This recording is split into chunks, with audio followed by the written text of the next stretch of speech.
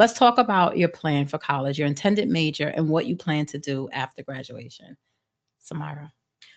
So I want to go for social work, and I want to fast track my degree. So I plan to do a 3+1, leaving with a bachelor's and a master's. But I also want to go for my PhD in social work. Yes. So I want to work with children, um, because when I was growing up, as I said, I had a whole lot of challenges, especially starting with the death of my mother. Mm. So going through, excuse me, middle school and elementary school, middle school, and high school, it was definitely like a challenge, and that's why the connections that I mentioned were like so like important to me, and they helped me very well because I didn't like know a whole lot, and those connections really did help mold me, even my family as well too, and my friends. But the connections like of my like the staff and everything that really helped me.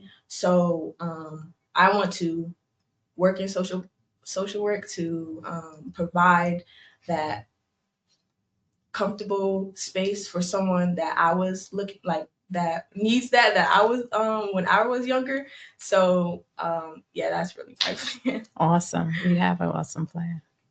So I intend on majoring in biology with a focus on sports medicine at Howard. Um, After having a sports injury my junior year, it was pretty devastating. But having the right physical therapists and surgeons and pharmacists to help me through the process, it really like shed light on my thinking process, and it really gave me a lot of hope and faith in the whole recovery process. And I just want to be able to be that light for other athletes that suffer from sports injuries. I want to be able to help them rehabilitate so that they don't have to think like, wow, like I'll never be able to do something that I love ever again. You've maintained good grades throughout your entire high school career. How did you do that?